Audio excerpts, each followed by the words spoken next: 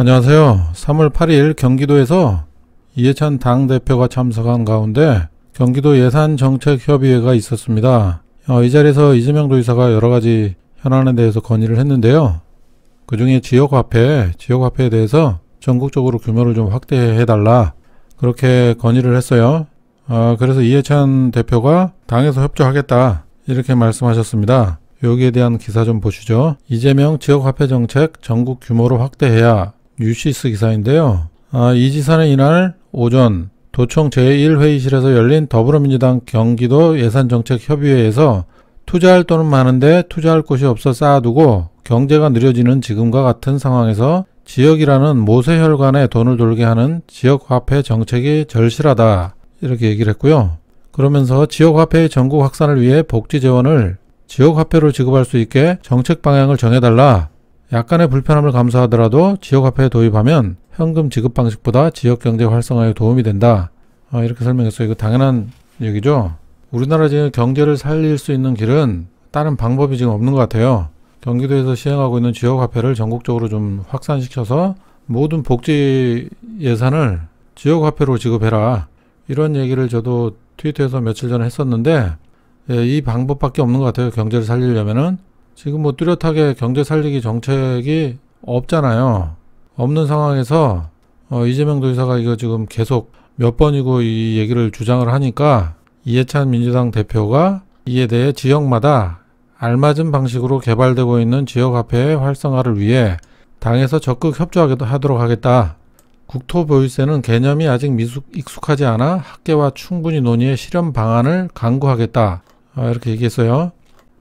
그리고 지역화폐에 대해서 부정 유통을 방지할 수 있는 근거 법률을 좀 제정해달라. 이것도 건의를 했고요. 지난해 9월에 그 예산정책협의회에서 기본소득형 국토보유세를 한번 제안을 했었는데요. 또 이번에 또 한번 제안한 겁니다. 그래서 한번 적극적으로 검토를 해보겠다 이런 얘기가 있네요. 그래서 국토보유세에 대해서는 다시 한번 얘기를 하지만은 세금이 100% 국민에게 돌아온다는 확신을 준다면 조세 저항이 없이 부동산 세제 개혁이 가능하다. 100% 특별회계나 기금으로 만들어 모두에게 기본소득 형태로 지급하면 조세 저항은 5% 이내일 것이다. 이렇게 설명을 했어요.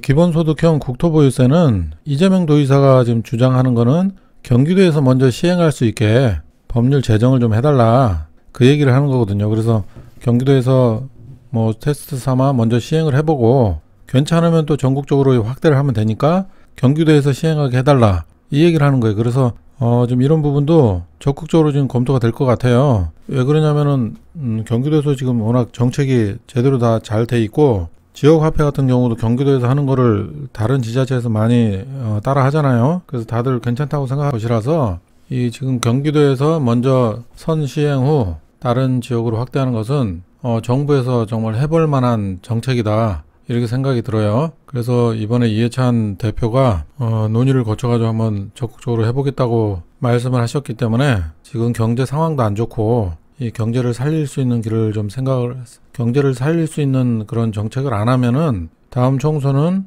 민주당이 힘들다고 생각을 해요. 지금 너무 지금 국민들 불만이 이만저만이 아니거든요. 그렇기 때문에 이재명 정책을 적극적으로 수용을 해야 될 것이다. 이렇게 생각합니다.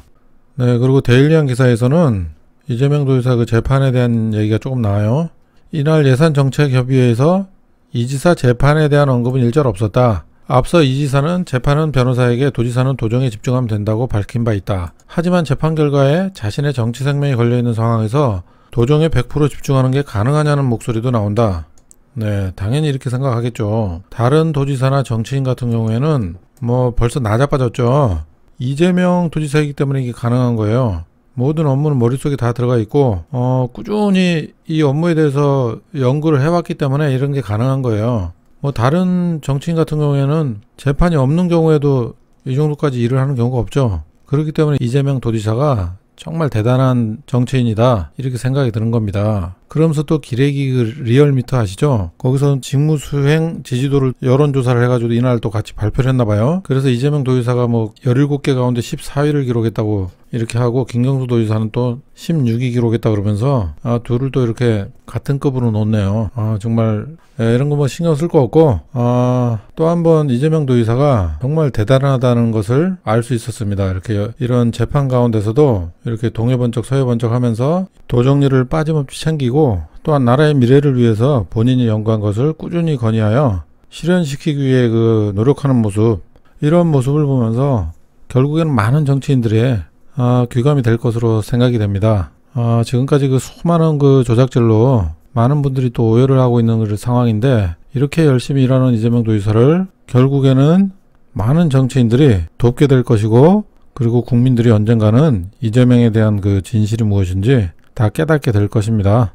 이재명 도지사가 빨리 오해를 풀 수 있도록 그렇게 다 같이 노력을 했으면 좋겠습니다. 네, 감사합니다.